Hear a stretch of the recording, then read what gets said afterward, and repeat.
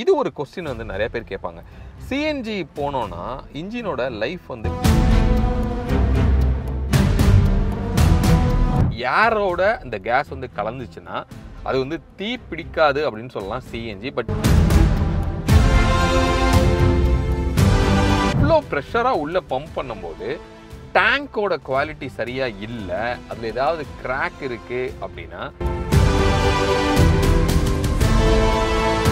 Bunks பிரச்சனைனால இந்த வெடிக்கிற பிரச்சனை வராது. சிலிண்டர் வீக்கா இருந்தால் மட்டுமே சிஎன்ஜி கார் வாங்கலாமா வேணாமா, பெனிஃபிட்டா இருக்குமா இருக்காதா? Hi friends, welcome back to Birla's பார்வை. ஒரு பியூட்டிஃபுல்லான ஒரு இடத்துல இருக்கிறோம். சென்னைக்கு பக்கத்தில் இப்படி ஒரு இடம் நீங்கள் பார்த்துருக்கீங்களா? இது எந்த இடம் அப்படிங்கிறத கமெண்ட்டில் சொல்லுங்கள். ஒரு நேச்சுரலான இடத்துல ஒரு நேச்சுரல் கேஸ் காரை பற்றி நம்ம பேச போகிறோம். சிஎன்ஜி அப்படிங்கிறது ரியலாகவே காஸ்ட் எஃபெக்டிவாக இருக்குமா, அதோட மைலேஜ் இது எல்லாத்தையும் கம்பேர் பண்ணி நம்ம பார்த்தோம் அப்படின்னா சிஎன்ஜி கார் வாங்குறது யாருக்கு கரெக்டாக இருக்கும், யாருக்கு சரியாக இருக்காது, இதோட எக்ஸாக்டாக அனலிட்டிக்கல் வேல்யூ வந்து நம்ம கம்ப்ளீட்டாக கம்பேர் பண்ணி நம்ம பார்க்க போகிறோம். ஏற்கனவே இதே மாதிரி நம்ம ஹைப்ரிட் காருக்கு வந்து நம்ம பண்ணியிருந்தோம். அந்த வீடியோவில் நீங்கள் கேட்டது இந்த சிஎன்ஜிக்கும் இதே மாதிரி ஒரு அனலிட்டிக்கலாக கம்பேரிசன் பண்ணி போடுங்க அப்படின்னு சொல்லி அந்த வீடியோ தான் இது. இந்த வீடியோவில் நம்ம கூட ஜாயின் பண்ணியிருக்கிறது நம்மளோட விஜய் ப்ரோவும் நம்ம கூட ஜாயின் பண்ணியிருக்காரு. ஸோ நம்மளோட காரும் இந்த கரைக்கு அந்த பக்கம் நிற்கிது. ஸோ காருக்கு உள்ளே போய் நம்ம கண்டென்ட்டை வந்து கன்டினியூ பண்ணலாம். ஸோ இந்த இடத்த பார்க்கும்போது செம்ம க்ரீனரியாக இவ்வளோ தண்ணி சென்னைக்குள்ளே பார்த்ததே கிடையாது. வீடியோக்குள்ளே போகலாம். வீடியோக்குள்ளே போகிறதுக்கு முன்னாடி நம்ம சேனலை இன்னும் நீங்கள் சப்ஸ்கிரைப் பண்ணல அப்படின்னா சப்ஸ்கிரைப் பண்ணிக்கோங்க. பக்கத்தில் இருக்க பெல் பட்டனை கிளிக் பண்ணிக்கோங்க. அப்போ தான் நாங்கள் போடுற எஃபர்ட் உங்களை வந்து ரீச் ஆகும். இப்போ வீடியோக்குள்ளே போகலாம்.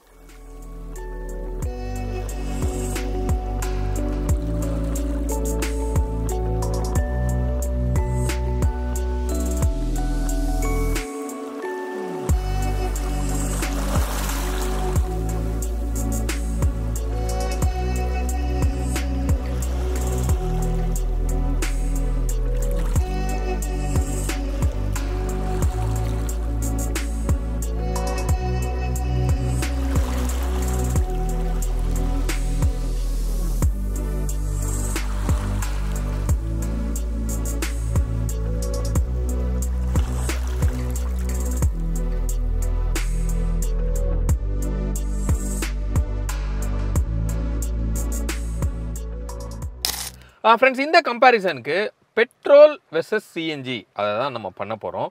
டீசல் வெர்சஸ் சிஎன்ஜி அப்படிங்கிறது மோஸ்ட்லி அந்த காம்பினேஷனில் கார்ஸ் வந்து கிடையாது அப்படின்னு கூட சொல்லலாம். இன்னும் அந்த மாதிரி கிட்டும் நமக்கு மார்க்கெட்டில் அவைலபிளாக இல்லை. அப்போ பெட்ரோல் வெர்சஸ் சிஎன்ஜி வரும்போது ரியலாகவே நம்ம வந்து சிஎன்ஜிக்கு போகிறதுல நமக்கு பெனிஃபிட் இருக்குமா அப்படிங்கிறது தான் நம்ம பார்க்க போகிறோம். இப்போ பெட்ரோல் இன்ஜின் அப்படின்னு நம்ம எடுத்துட்டோம்னா அது வந்து ஃபுல் அண்ட் ஃபுல் பெட்ரோல்லையே ரன் ஆகிற ஒரு கார், ரைட்? இப்போ அடிஷ்னல் சிஎன்ஜி வரும்போது பெட்ரோலும் இருக்கும் சிஎன்ஜியும் இருக்கும் அப்படின்னு சொல்லலாம்.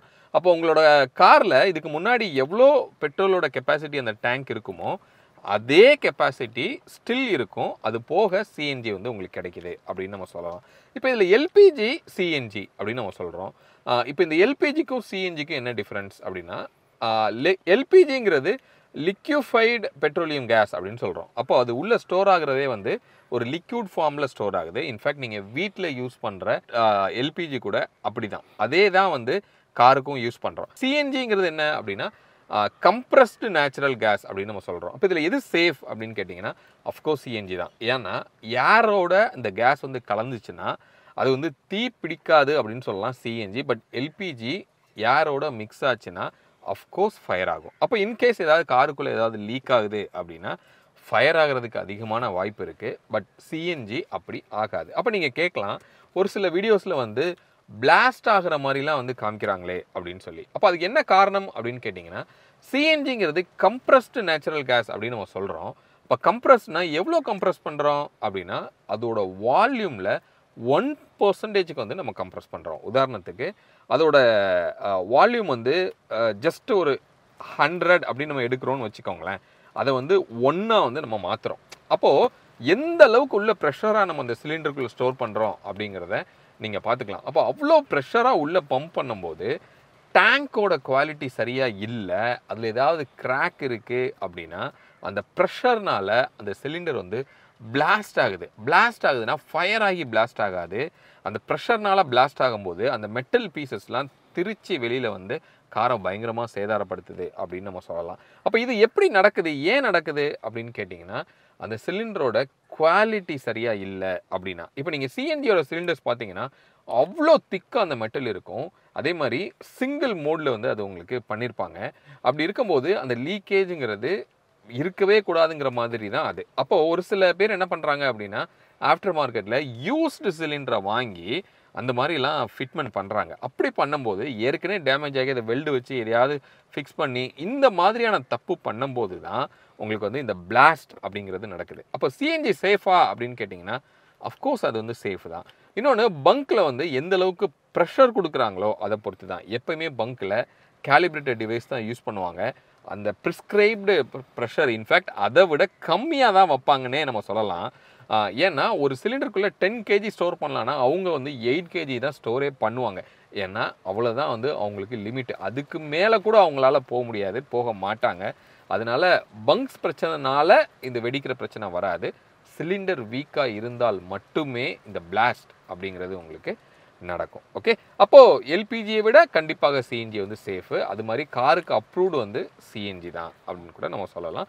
ஒரு சில ஆட்டோஸில் சிஎன்ஜி, அதுவும் தமிழ்நாட்டில் அந்தளவுக்கு இல்லை. பட் நீங்கள் பெங்களூர்லாம் நீங்கள் போகிறீங்க அப்படின்னா எல்பிஜி நீங்கள் அதிகமாக ஆட்டோஸில் பார்க்க முடியும். ரைட். ஸோ அதனால் இதுதான் வந்து இந்த ஃபியூவலோட சேஃபு, இதெல்லாத்தையும் இந்த கம்பேரிசன்ஸ் இதெல்லாம் பார்க்கும்போது இதுதான் டிஃப்ரென்ஸ் அப்படின்னு நம்ம சொல்லலாம். இப்போ இதை தாண்டி இந்த பெட்ரோல் சிஎன்ஜிக்கு இருக்கிற சில டிஸ்அட்வான்டேஜஸ் இருக்கும்ல சார், அது நம்ம என்னென்னு பார்க்கலாம்.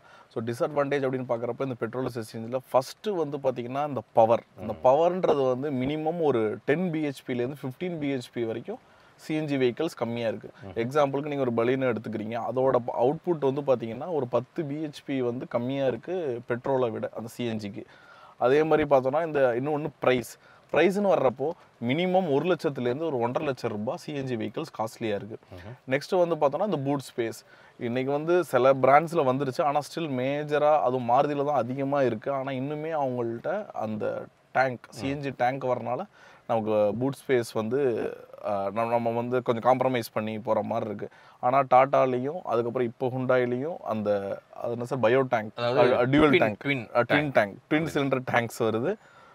ஸோ அந்த டேங்க்ஸ் வர்றதுனால அதை வந்து கீழே ஸ்டெப்னிக்கு பதிலாக வச்சுருக்காங்க. ஸோ அதனால் அதில் கொஞ்சம் சேவ் பண்ணுறோம். அதில் வந்து ஒரு 60% ஆஃப் பூட் ஸ்பேஸை வந்து நம்மளால் சேவ் பண்ண முடியும்.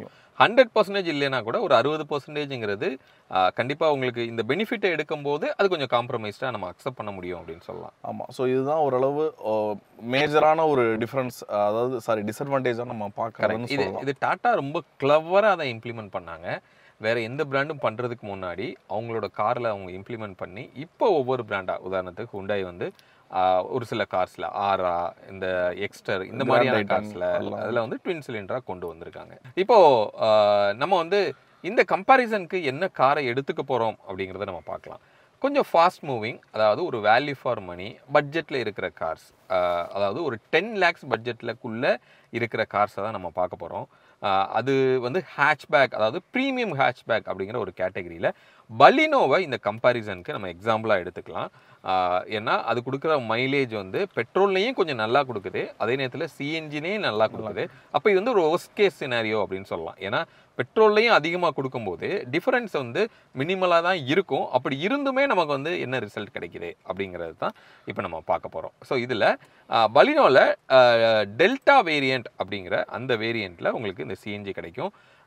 மேனுவலில் மட்டும்தான் இந்த சிஎன்ஜி வந்து சக்ஸஸ் ஆகிருக்குன்னு சொல்லலாம். டாட்டா வந்து டியாகோவில் ஆட்டோமேட்டிக்கில் ஏஎம்டியில் இந்த சிஎன்ஜியை இம்ப்ளிமெண்ட் பண்ணாங்க. நம்ம அதோட டிரைவு கூட நம்ம போயிருந்தோம். பட் அது அந்தளவுக்கு சக்ஸஸ் ஆகலை. ஏன்னா இந்த சிஎன்ஜி நம்ம ஏற்கனவே சொல்லும் போது ஒரு 10 to 15 பிஹெச்பி வந்து கம்மியாக இருக்குது. அப்போ நீங்கள் இன்னும் ஏஎம்டியை நீங்கள் அதில் யூஸ் பண்ணும்போது அந்த பவர் லேக் அப்படிங்கிறது ரொம்ப அதிகமாகவே வந்து நீங்கள் ஃபீல் பண்ணுவீங்க. ஸோ அதனால் அந்த ஆட்டோமேட்டிக்கில் சிஎன்ஜிங்கிறது அந்தளவுக்கு சக்ஸஸ் இல்லை. மேனுவலில் தான் சிஎன்ஜி வந்து கொண்டு வந்திருக்காங்க. அப்படி பார்க்கும்போது பலினோவில் இருக்கிற டெல்டா வேரியண்ட்டில் மேனுவல் வந்து நம்ம இந்த கம்பேரிசன் நம்ம எடுக்கிறோம். அப்போ பெட்ரோல் வந்து இந்த variant 9 lakhs on road cost வரும். சிஎன்ஜி வந்து 10 lakhs வந்து உங்களுக்கு ஆன் ரோட் காஸ்ட் வருது. அப்போது ஒரு 1 lakhs வந்து பெட்ரோல் வேரியண்ட்டுக்கும் சிஎன்ஜி வேரியண்ட்டுக்கும் உங்களுக்கு டிஃபரன்ஸ் இருக்குது. இந்த 1 lakh டிஃபரன்ஸை வச்சு தான் நம்ம வந்து ஒரு அனலைஸே நம்ம பண்ண போகிறோம். இப்போ பெட்ரோல் மேனுவல் சிட்டியில் மைலேஜ் பலினோ 14 கிலோமீட்டர்ஸ் வந்து உங்களுக்கு கிடைக்குது. ஹைவேல 20 கிலோமீட்டர்ஸ் வரைக்கும் நம்மளால் எடுக்க முடியுது. இதே இது சிஎன்ஜியில் சிட்டியில் 20 கிலோமீட்டர்ஸ் வரைக்கும் ஒரு கேஜிக்கு வந்து உங்களுக்கு கிடைக்குது. ஹைவேல 26 கிலோமீட்டர்ஸ் வரைக்கும் ஒரு கேஜி வந்து நீங்கள் எடுக்க முடியும் சிஎன்ஜியில். ரைட்? அப்போ இதை வந்து நம்ம என்ன பண்ணுறோம்னா கொஞ்சம் ஒரு யூசர் குரூப்ஸாக நம்ம பிரிக்கிறோம். இன்ஃபேக்ட் நம்மளோட இந்த மாதிரியான அனலிட்டிக்கலில் அப்படி தான் நம்ம யூஸ்வலாக பண்ணுவோம். ஏன்னா என்ன மாதிரியான பீப்புள் எப்படி ஓட்டுவாங்க யூசர் குரூப் 1 2 3 அப்படிங்கிறத நம்ம பண்ணலாம். அதை பற்றி சொல்லலாம். ஆமாம், இப்போ இந்த சர்வே நம்ம இப்போ எப்படி இதுக்கு கொண்டு போகிறோம்னா அந்த அனலைஸை வந்து யூசர் குரூப் 1 2 3ன்னு வச்சுருக்கோம். நம்ம ஏற்கனவே பண்ணியிருக்கோம்.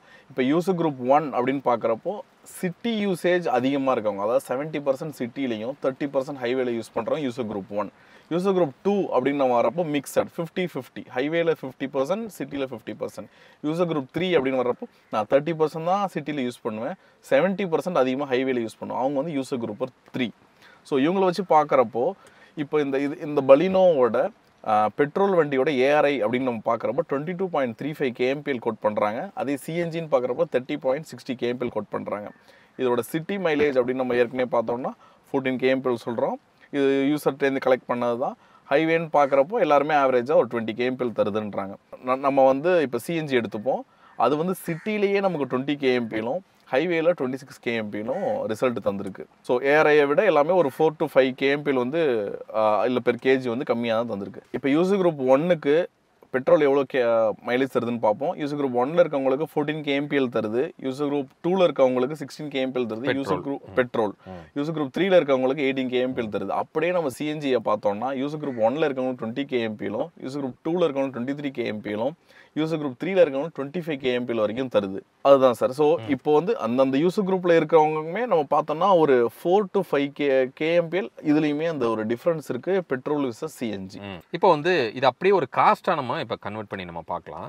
நம்ம என்ன அசம்ஷன் இப்போ பண்ணியிருக்கோம் அப்படின்னா பெர் இயருக்கு 12,000 கிலோமீட்டர்ஸ் வந்து நீங்கள் ஓட்டுவீங்க, மாதம் 1000 கிலோமீட்டர் ஆவரேஜாக நீங்கள் யூஸ் பண்ணுவீங்க அப்படிங்கிற மாதிரி தான் இந்த கால்குலேஷனுக்கு எடுத்துருக்குறோம். அப்போ யூசர் குரூப் 1 அதாவது மேஜராக வந்து சிட்டி, கம்மியாக வந்து ஹைவே அப்படிங்கிற குரூப்பில் 12,000 கிலோமீட்டர்ஸ் நீங்கள் ஓட்டுறீங்கன்னா 14 kmpl பெட்ரோலுக்கு உங்களுக்கு மைலேஜ் கிடைக்குது.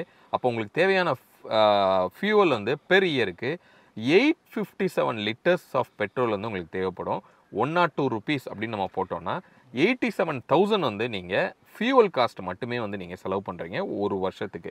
அது அப்படியே user group 2 average 50-50 city and highway அப்படி எடுக்கும்போது அதே 12,000 கிலோமீட்டர்ஸ்க்கு மைலேஜ் 16 kmpl வந்து உங்களுக்கு வருது.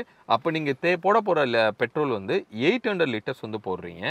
102 rupees வைக்கும்போது 76,000 வந்து நீங்கள் செலவு பண்ணுறீங்க. யூசர் குரூப் 3 மேஜர் ஹைவே அப்படி நம்ம எடுக்கும்போது 18 kmpl வந்து மைலேஜ் வந்து கிடைக்குது. 12,000 கிலோமீட்டர்ஸ்க்கு 666 லிட்டர் வந்து நீங்கள் போடுறீங்க. அப்போ காஸ்ட்டுன்னு பார்க்கும்போது 68,000 ரூபாய் வந்து நீங்கள் செலவு பண்ண வேண்டியிருக்கும். இது அப்படியே நம்ம சிஎன்ஜிக்கு நம்ம போட்டு பார்க்கலாம். யூசர் குரூப் 1க்கு 12,000 கிலோமீட்டர்ஸ் நீங்கள் ஓட்டுறீங்கன்னா 20 கிலோமீட்டர் பெர் கேஜி வந்து உங்களுக்கு மைலேஜாக கிடைக்கும். அப்போ நீங்கள் ஃபில் பண்ண வேண்டிய கேஸ் வந்து 600 kg ஒரு மாதத்துக்கு நீங்கள் ஃபில் பண்ணுறீங்க. இப்போதைக்கு காஸ்ட் வந்து ஒரு 91 rupees வந்து உங்களுக்கு வச்சுருக்காங்க. அப்போ உங்களுக்கு ஆகக்கூடிய செலவுங்கிறது 54,000 வந்து உங்களுக்கு ஆகுது. அது அப்படியே யூசர் குரூப் 2ல் போட்டோம் அப்படின்னா 22 கிலோமீட்டர் பெர் கேஜின்னு வைக்கும்போது 47,000 வந்து நீங்கள் செலவு பண்ணுறீங்க. யூசர் குரூப் 3 வரும்போது 43,000 வந்து நீங்கள் செலவு பண்ணுறீங்க 480 கேஜிக்கு. ரைட்? இப்போ இந்த பெட்ரோலையும் சிஎன்ஜியோட இந்த காஸ்ட் அப்படி நம்ம கம்பேர் பண்ணி நம்ம இப்போ பார்க்கலாம். யூசர் குரூப் 1லேயே நீங்கள் பெட்ரோல் வெர்சஸ் சிஎன்ஜி பார்க்கும்போது 87,000 வெர்சஸ் 54,000 பார்க்கும்போது 33,000 வந்து நீங்கள் சேவ் பண்ணுறீங்க சிஎன்ஜியில். அப்படியே யூசர் குரூப் 2 வரீங்கன்னா 29,000 சேவ் பண்ணுறீங்க. யூசர் குரூப் 3 வர்றீங்க அப்படின்னா 25,000 வந்து நீங்கள் சேவ் பண்ணுறீங்க. அப்போ எப்படி பார்த்தாலும் எந்த குரூப்பில் இருந்தாலும் உங்களுக்கு வந்து சேவிங்ஸ் அப்படிங்கிறது இருந்தே இருக்குது. மேக்ஸிமம் 33,000 ரூபாயிலிருந்து மினிமம் 25,000 ரூபாய் வரைக்கும் நீங்கள் செலவு பண்ணுறீங்க. இப்போ இதை வந்து நம்ம அப்படியே நம்ம என்ன பண்ணலாம் அப்படின்னா நம்ம இனிஷியலாக நம்ம கொஞ்சம் பேமெண்ட் அதிகமாக போடுறோம். அதை கம்பேர் பண்ணும்போது எப்படி வருது? ஆமாம், இனிஷியல் காஸ்ட் இப்போ இந்த இனிஷியல் காஸ்ட் 1 lakhோட நம்ம டிவைட் பண்ணி பார்ப்போம். இந்த 1 lakh டிவைட் பை நம்ம 33,000 அதாவது யூசர் குரூப் 1ல் இருக்கவங்கள பார்த்தோம்னா கிட்டத்தட்ட 3 yearsல காம்பன்சேட் ஆகிடுது. இதே 1 lakh யூசர் குரூப் 2ல் இருக்கவங்க 29,000 வந்து சேவ் பண்ணுறாங்க. ஸோ அதோட டிவைட் பண்ணுறப்போ 3.5 இயர்ஸில் காம்பன்சேட் ஆகிடுது.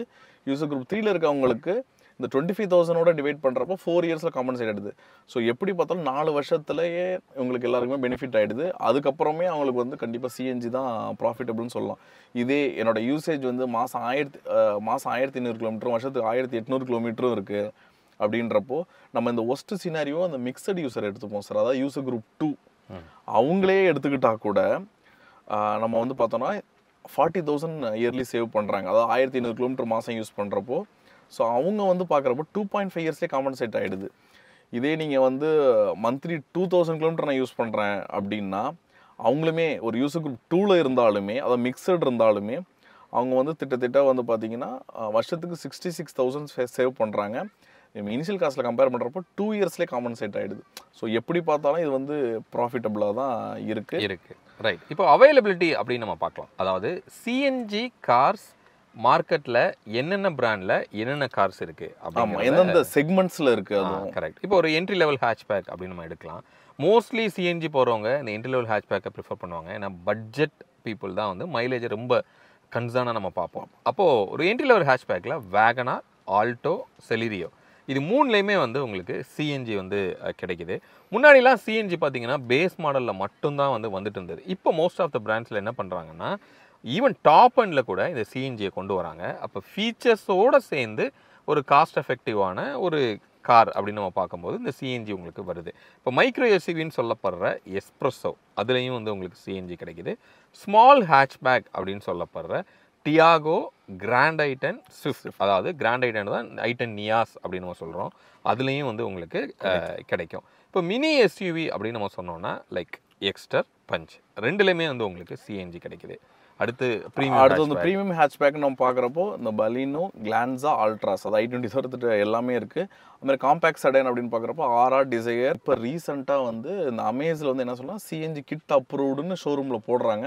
ஐ திங்க் அந்த ப்ரைஸ்லாம் ஆனால் இன்னும் ப்ராப்பராக வரல, ஆனால் அமேஸ்லேயும் வரப்போகுதுங்கிறதான் உண்மை. அப்புறம் சப் காம்பேக்ட் எஸ்யூவி அப்படின்னு நம்ம பார்க்குறப்போ அதுலேயுமே பிரெஸா, நெக்ஸான், ஃப்ராங்க்ஸ், அப்புறம் வந்து பார்த்தீங்கன்னா டைசர் இதில் எல்லாத்துலேயும் நமக்கு அவைலபிளாக இருக்குது. அதுமாதிரி காம்பேக்ட் எஸ்யூவிலையுமே சிஎன்ஜி இப்போ அவைலபிளாக இருக்குது. இப்போ ரீசெண்டாக பார்த்தீங்கன்னா டொயோட்டா ஹைரைடர் லான்ச் பண்ணியிருக்காங்க. அது மாதிரி எலிவேட்லேயுமே அந்த சிஎன்ஜி கிட் அப்ரூவ்டு கிட் அப்படின்னு சொல்கிறாங்க. அதோட காஸ்ட் இன்னும் அஃபிஷியலாக வெளில வரல, பட் அதுலேயுமே எலிவேட்லேயுமே வரப்போகுது. அதுமாதிரி எம்பிவி அப்படின்னு நீங்கள் பார்த்தாலும் அதுலேயுமே ஆப்ஷன் இருக்குது. எர்டிகா, ருமியான், XL6 இது மூணுத்துலேயுமே அவைலபிளாக இருக்குது. அப்போ இப்போ செக்மெண்ட்டு பார்த்தோம்னா இன்ஃபேக்ட் ஒரு மிட் சைஸ் எஸ்யூவிங்கிறது கொஞ்சம் லக்ஸுரி அப்படின்னு சொல்லலாம். ஸோ அதில் கூட வந்து உங்களுக்கு கொண்டு வந்துட்டாங்க. அப்போ ஆல்மோஸ்ட் மார்க்கெட்டில் இருக்கிற அத்தனை செக்மெண்ட்லேயும் இந்த சிஎன்ஜி அப்படிங்கிறது இருக்குது. இப்போ நம்மளால் தமிழ்நாட்டில் அந்தளவுக்கு சிஎன்ஜி வெஹிக்கிள்ஸ் நம்மளால் பார்க்க முடியறதில்ல. ஆனால் நீங்கள் நார்த்லாம் போயிட்டீங்கன்னா இப்போ நம்ம அந்த ஈவெண்ட்ஸ்க்காக நிறையா போகும்போது நம்ம பார்க்குறோம் மெஜாரிட்டி ஆஃப் கார்ஸ் வந்து சிஎன்ஜி தான். இப்போது ஈவிங்கிறது கொஞ்சம் எவால்வ் ஆகி வந்துகிட்டே இருக்குது. பட் இருந்தால் கூட சிஎன்ஜி தான் அதிகமாக நம்மளால் ரோட்ஸில் வந்து பார்க்க முடியுது.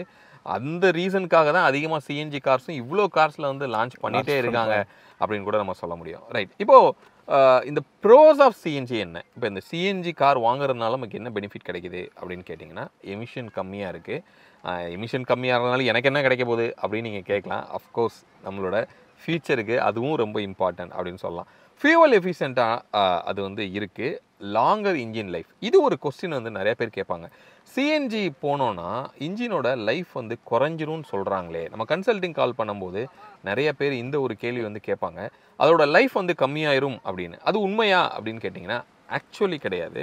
ஏன்னா சிஎன்ஜி வந்து பெட்டராக வந்து ஒரு லூப்ரிகண்ட்டாக இருக்குது. ஏன்னா அதோட இயற்கை தன்மையிலே வந்து அது உள்ளே வந்து கொஞ்சம் லூப்ரிகேஷன்ஸ் இருக்கும்போது அதோட இன்ஜினோட லைஃப் பெட்டராக இருக்குமே தவிர அது வந்து ரெடியூஸ் ஆகிறதுக்கு வாய்ப்பு கிடையாது. இன்னொன்று பியூரான ஒரு ஃபியூவல் அப்படின்னு நம்ம சொல்லலாம். அப்போ கார்பனோட டெபாசிட் இன்ஜின்குள்ளே கம்மியாக நடக்கிறதுனால அதோட லைஃப் வந்து கண்டிப்பாக உங்களுக்கு பாதிக்காது. அதுதான் உண்மை அப்படின்னு கூட நம்ம சொல்ல முடியும். அப்போது சிஎன்ஜியோட காஸ்ட்டுங்கிறது இப்போது வந்து கம்மியாக தான் டிஃப்ரென்ஸ் இருக்குது. ஆனால் முன்னாடிலாம் பார்த்தோம் அப்படின்னா 30 ரூபாயில 35 ரூபா டிஃப்ரென்ஸ் இருந்தது. இப்போ பார்த்தீங்கன்னா 10 ரூபா தான் டிஃப்ரென்ஸ். ஆனால் பெட்ரோலியம் கம்பெனிஸ் என்ன சொல்கிறாங்கன்னா இந்த 10 ருபீஸ் டிஃப்ரென்ஸ் கண்டிப்பாக எப்பயுமே இருக்கும் அப்படின்னு சொல்கிறாங்க. பெட்ரோல் காஸ்ட் இன்க்ரீஸ் ஆச்சுன்னா மறுபடியும் சிஎன்ஜியும் இன்க்ரீஸ் ஆகும். ஆனால் அந்த 10 ரூபா டிஃப்ரென்ஸை வந்து நாங்கள் மெயின்டைன் பண்ணுவோம் அப்படின்னு சொல்கிறாங்க. அதனால அந்த 10 ரூபாங்கிறதும் ஒரு வேல்யூ ஆடட் அப்படின்னு கூட சொல்லலாம். ஆமாம். இது கான்ஸ், அதாவது நெகட்டிவாக நம்ம சிஎன்ஜி கார்ஸ் என்ன பார்க்குறோம் அப்படின்னா, இனிஷியல் காஸ்ட்டு ஒரு 1 லட்ச ரூபா வந்து கூட போடுறோம். அப்போ அது நீங்கள் உங்களோட யூசேஜை பொறுத்து அந்த 1 லட்சத்தை நீங்கள் எப்போ பிரேக் ஈவன் பண்ணுறீங்க, எப்போ ரிட்டர்ன் எடுக்கிறீங்கன்னு பார்த்தீங்கன்னா, ஒரு 3 வருஷத்துலேருந்து ஒரு 4 வருஷம் வரைக்கும் நீங்கள் எடுக்கிறீங்க. ஆனால் 500 கிலோமீட்டர் தான் நான் ஓட்டுவேன் அப்படின்னா உங்களோட அந்த பிரேக் ஈவன்கிறது ரொம்ப அதிகமாக வந்து உங்களுக்கு போகும். அவங்க சிஎன்ஜியை பற்றி யோசிக்கணுங்கிற அவசியம் வந்து கிடையாது. அதிகமாக அட்லீஸ்ட் 1000மாவது ஓட்டுறவங்களுக்கு தான் சிஎன்ஜி வந்து கொஞ்சம் பெனிஃபிட்டாக இருக்கும் அப்படின்னு சொல்லலாம். அப்போ அந்த இனிஷியல் காஸ்ட்டுங்கிறது கொஞ்சம் அதிகம். பூட் ஸ்பேஸை வந்து நம்ம காம்ப்ரமைஸ் பண்ணணும். இதுதான் மேஜரான ஒரு இம்பேக்ட். அப்போது பெருசாக சிலிண்டரை வந்து உள்ளே நம்ம பூட்டில் வைக்கும்போது நம்மளால் லக்கேஜை உள்ளே வைக்கவே முடியாத ஒரு சூழ்நிலைக்கு நம்ம தள்ளப்படுறோம். அப்போது இப்போ சமீபத்தில் தான் டாட்டா வந்து ட்வின் சிலிண்டர்னு கொண்டு வர்றாங்க. ஹுண்டே வந்து அதை ஃபாலோ பண்ணுறாங்க. மாருதியும் ஃபாலோ பண்ண போகிறாங்க.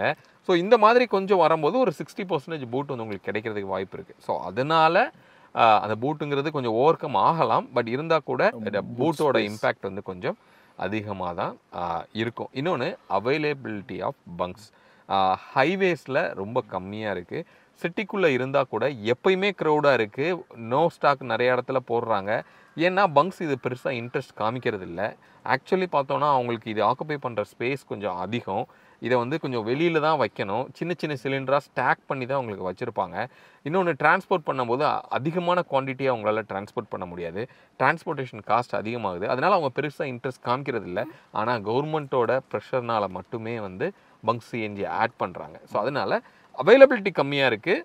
இன்னொன்று எப்போ போனாலும் க்யூங்கிறது கண்டிப்பாக இருக்கும். நீங்கள் ஒரு அரை மணி நேரம் வரைக்கும் க்யூவில் நின்று தான் நீங்கள் சிஎன்ஜியை ஃபில் பண்ணுற மாதிரி இருக்கும். அதனால் நீங்கள் இன்கேஸ் சிஎன்ஜி கார் பார்க்குறீங்கன்னா உங்களோட சரௌண்டிங்ஸில் பக்கத்தில் உங்களுக்கு வந்து பங்க் இருக்கான்னு பார்த்துக்கணும். அந்த சிஎன்ஜிக்காக நீங்கள் ஒரு 20 கிலோமீட்டர் அப் அண்ட் டவுன் போயிட்டு வரீங்கன்னா அந்த பெனிஃபிட்டே உங்களுக்கு லூஸ் பண்ணிடுவீங்க. அதனால் அதை நீங்கள் கண்டிப்பாக மேக் ஷூர் பண்ணிக்கணும், ரைட்? இன்னொன்று லோ பர்ஃபார்மன்ஸ். கண்டிப்பாக ஒரு 10 to 15 பிஹெச்பி பவர் வந்து கம்மியாக இருக்குது. அதனால் உங்களுக்கு வந்து பர்ஃபார்மன்ஸுங்கிறது கம்மியாக ஆகும் அப்படின்னு நம்ம சொல்லலாம். அப்போ ஓவராலாக கன்க்ளூஷன், நம்ம சிஎன்ஜி கார் வாங்கலாமா வேணாமா, பெனிஃபிட்டாக இருக்குமா இருக்காதா அப்படின்னு நம்ம பார்த்தோன்னா, உங்களோட யூசேஜ் அதிகமாக இருக்குது. மினிமம் ஒரு 1000 கிலோமீட்டர் நீங்கள் ஓட்டுவீங்க அப்படின்னா தாராளமாக நீங்கள் சிஎன்ஜி ப்ரிஃபர் பண்ணலாம். உங்களுக்கு கண்டிப்பாக அது வந்து காஸ்ட்டில், ரன்னிங் காஸ்ட்டில் பெனிஃபிட் இருக்கும். அதில் எந்த டவுட்டுமே இல்லை. அதுவும் முக்கியமாக நீங்கள் ஒரு கேப் நீங்கள் ஓட்ட போகிறீங்க, டீ போர்டுக்கு ஒரு வெஹிக்கிள் எடுக்கிறீங்க அப்படின்னா சிஎன்ஜி டெஃபினட்டாக உங்களுக்கு ஒரு நல்ல ஆப்ஷனாக இருக்கும். அதில் எந்த டவுட்டுமே வந்து கிடையாது. ஆனால் என்னோடய யூசேஜே மாதம் 300 தான் 400 தான் அப்படின்னா சிஎன்ஜி போகணுங்கிற அவசியம் இல்லை. அதில் இருக்கிற நெகட்டிவ் நீங்கள் ஃபேஸ் பண்ணணுங்கிற நீடு இல்லை. பூட்டை போய் நீங்கள் காம்ப்ரமைஸ் பண்ண தேவையில்லை. உங்களுக்கு வந்து கொஞ்சம் பவர் லோவாக நீங்கள் ஓட்டணுங்கிற அவசியம் இல்லை. ஸோ அதனால் நீங்கள் அந்த மாதிரியான கேட்டகரி ஆஃப் பீப்புளுக்கு சிஎன்ஜி செட் ஆகாது. பட் 1000 கிலோமீட்டர் ஓட்டுறீங்கன்னா தாராளமாக நீங்கள் சிஎன்ஜி ப்ரிஃபர் பண்ணலாம். அதுதான் நம்மளோட கால்குலேஷன் படி நம்ம பார்க்குறோம். அது மெயினாக அந்த பர்ஃபார்மன்ஸ் சொல்கிறாங்களா சார்? என்ன கேட்குறாங்கன்னா, நான் சிஎன்ஜி வாங்கிட்டு ஹைவேல என்னால் ஓவர்டேக் பண்ண முடியுமா அப்படிலாம் கேட்குறாங்க. ஸோ அதுக்கெல்லாம் எப்படி? கண்டிப்பாக ஓவர்டேக் பண்ணலாம். அதில் எந்த டவுட்டுமே இல்லை. ரொம்பலாம் உங்களுக்கு பவர் லாக்னா அதுக்காக புல்லிங் பவர் கம்மியாயிரும், ஹில் ஸ்டேஷனில் ஏறுமா இப்படிலாம் நிறைய கேட்குறாங்க. அதுதான் கேட்குறாங்க. அதெல்லாம் வந்து டெஃபினட்டாக ஏறும். நீங்கள் ஹைவேல போகும்போதுமே வந்து ரொம்ப ஈஸியாக நீங்கள் ஓவர்டேக் பண்ண முடியும். இப்போ நம்ம உதாரணத்துக்கு நம்ம ரீசெண்டாக எக்ஸ்டரோட சிஎன்ஜி ரிவ்யூ வந்து பண்ணியிருந்தோம். அதில் கொஞ்சம் ரொம்ப இம்ப்ரெசிவாக பெர்ஃபார்மன்ஸ் இருந்தது. ரொம்ப பவர் லேக் வந்து அந்தளவுக்கு நோட்டிசபிளாக இல்லை அப்படின்னு சொல்லலாம். அதனால் ரொம்ப அதிகமாகலாம் வந்து உங்களுக்கு அந்த பவர் நீங்கள் ஃபீல் பண்ண மாட்டீங்க. அதனால் தாராளமாக வந்து அந்த மாதிரி விதத்தில் அது சப்போர்ட் பண்ணும். பட் என்னென்னா அந்த ஒரு பெப்பியான ஒரு ஃபீல் வந்து உங்களுக்கு இருக்காது. அது ஒன்று தான் டிஃப்ரென்ஸ். ஹோப் இந்த வீடியோ ஒரு க்ளீன் ஐடியா உங்களுக்கு கிடச்சிருக்கும் அப்படின்னு நாங்கள் நம்புகிறோம்.